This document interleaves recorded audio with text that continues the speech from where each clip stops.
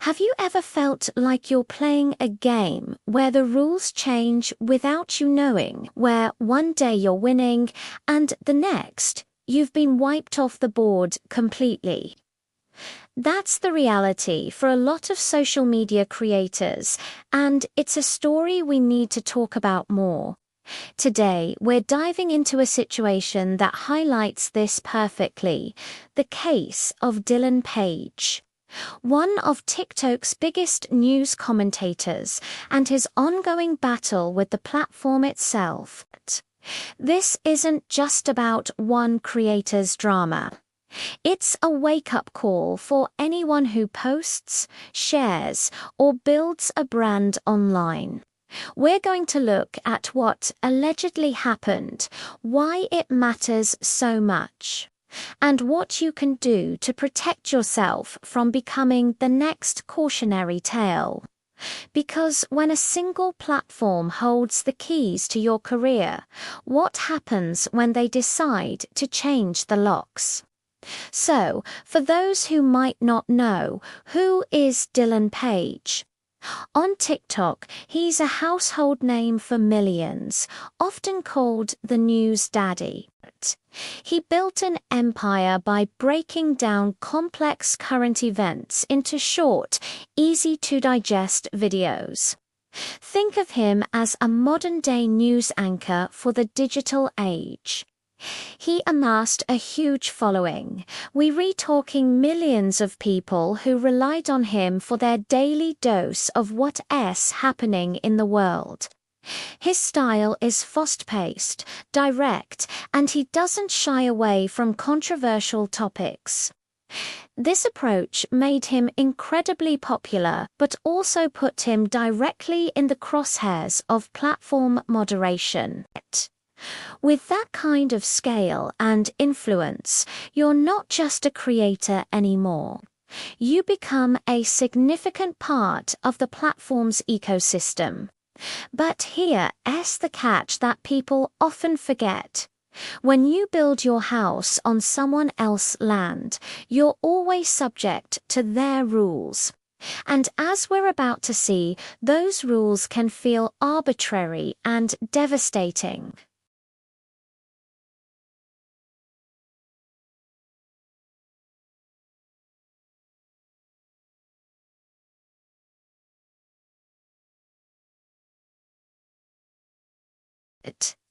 He alleges that in a very short period, 5 of his videos were removed for supposed community guideline violations.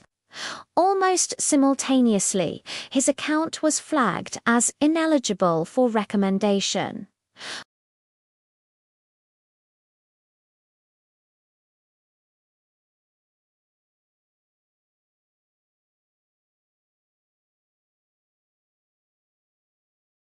Your reach plummets, your views disappear, and your growth flatlines. But it gets worse. He also reported that his RPM, which is the rate he earns per 1,000 views, dropped to a single penny. His income from the platform was effectively zeroed out.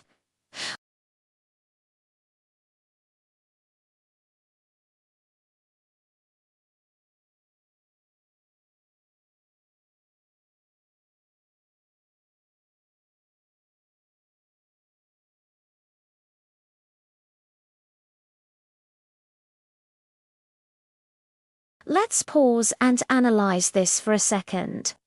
We have to be fair and say this is his side of the story. TikTok's moderation process is notoriously opaque, and we don't have their official, detailed response to these specific claims. But whether every single detail is 100% accurate isn't really the most important takeaway here.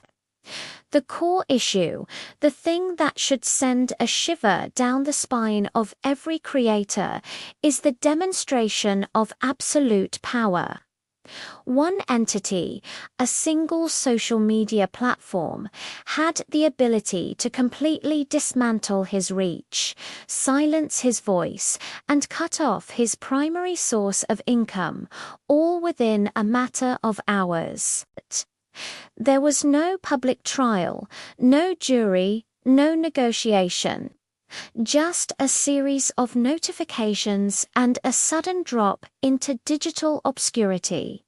This isn't just a TikTok problem. It's a fundamental flaw in the creator economy's current structure. We've outsourced our distribution, our monetization, and our audience connection to a handful of massive tech companies. Dylan Page's story is a stark reminder of the risk that comes with that bargain. This brings us to the bigger picture. What does this mean for the future of being a creator? This situation is a perfect case study in what I call platform dependency. When your entire business model relies on a single volatile platform, you are living on borrowed time. It's like building a beautiful skyscraper on a foundation of sand. The moment the tide comes in, the whole thing can come crashing down. Creators, especially those who talk about news, politics, or any potentially sensitive topic, are particularly vulnerable. But algorithms and moderation policies are often black boxes. A video can be flagged for reasons that are unclear, and the appeal process can feel like shouting into the void. This creates a chilling effect. Creators might start to self-censor, avoiding topics that could get them flagged, even if those topics are important and newsworthy.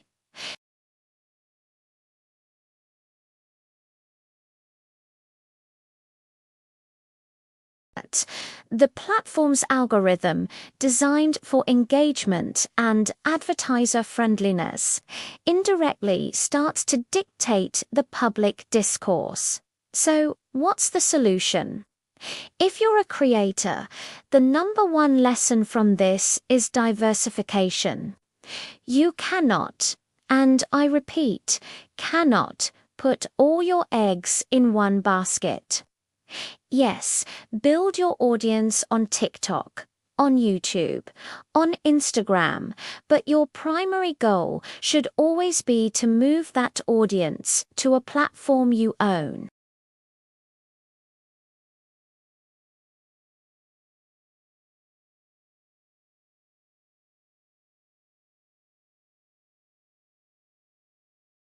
These are your assets. No one can take your email list away from you.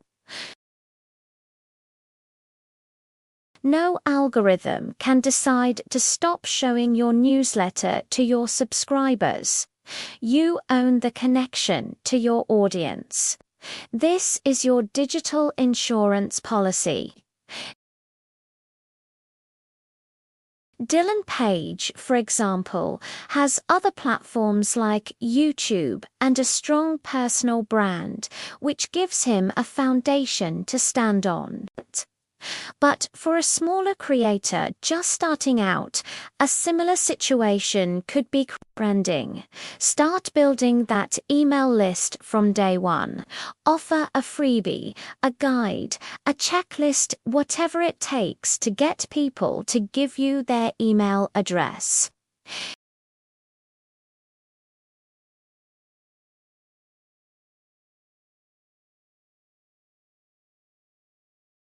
Beyond individual creators, this incident also raises serious questions about the power and responsibility of these massive platforms.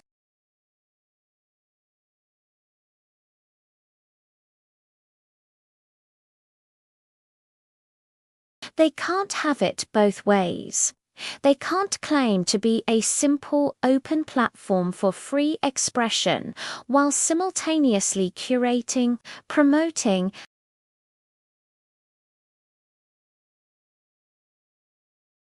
There's a growing conversation around the need for more transparency and a fairer, more consistent digital due process for creators.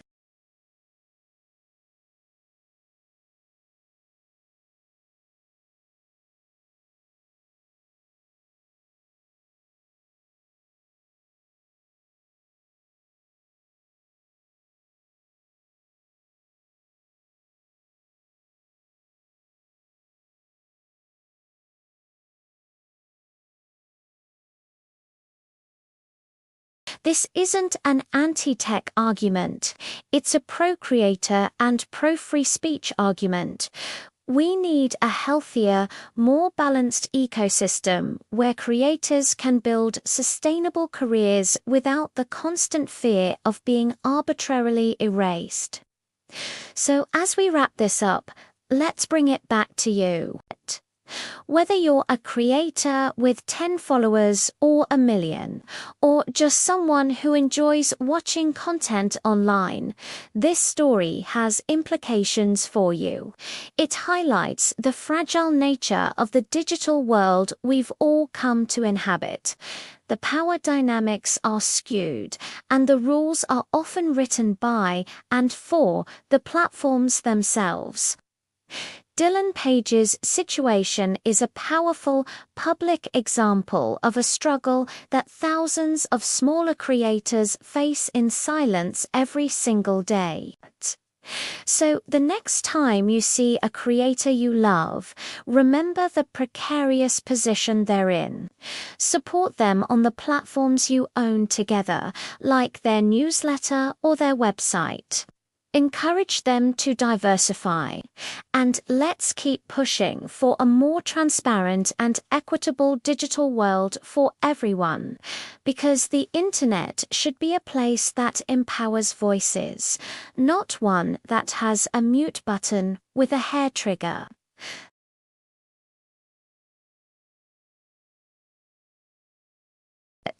Don't forget to subscribe for more deep dives like this one. See you in the next video. Let's talk about the part nobody ever explains properly, the money.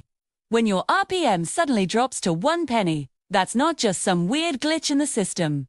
That's a clear message. It means the platform is not pushing your content. They're not monetizing your content. Worst of all, they're not telling you why. So many creators out there think they're entrepreneurs, that they're building a real business. But let me ask you this.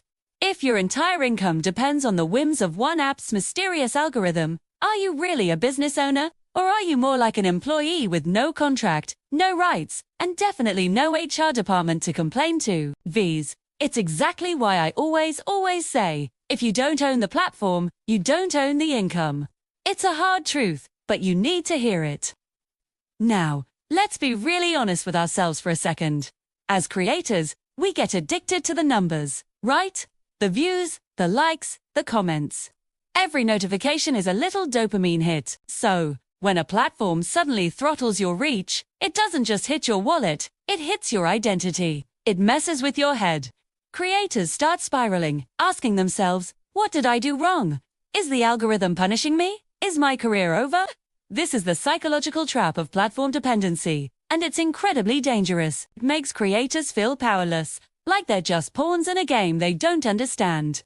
It chips away at your confidence and makes you question your own value, and that's a place none of us should ever be. Now, let's address the big question, is TikTok censoring Dylan Page? Honestly, we don't know. And that's the real problem, isn't it?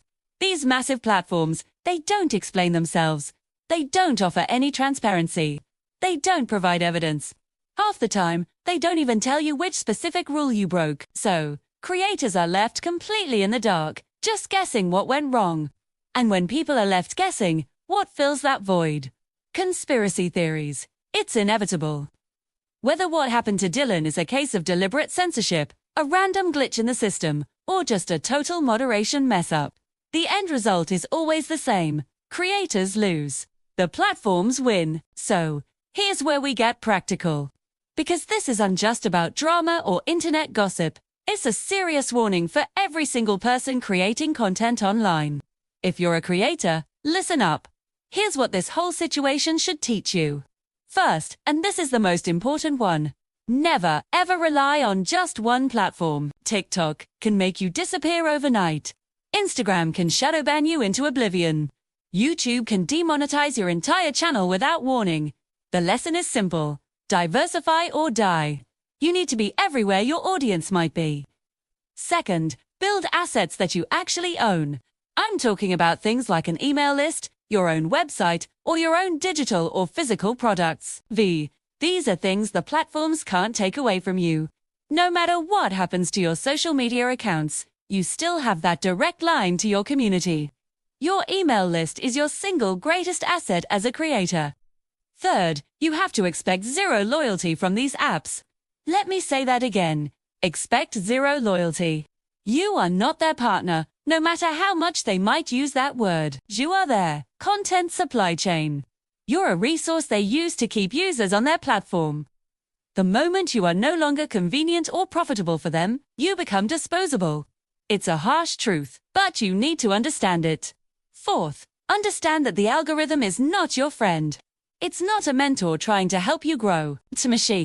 It's a complex piece of code designed for one thing and one thing only, to maximize user watch time and engagement for the platform's benefit, not yours. Don't try to outsmart it or treat it like a person. Just understand its function and work with it, but never trust it. And finally, your mental health matters more than your metrics. If you find yourself obsessing over the numbers, if your mood for the day is dictated by your views and likes, you've lost. Because if the numbers control you, the platform controls you. Protect your peace of mind above all else. Step away when you need to. Remember that you are more than your analytics. This journey is a marathon, not a sprint, and you can't finish if you burn out. Thanks for watching, and don't forget to subscribe for more insights.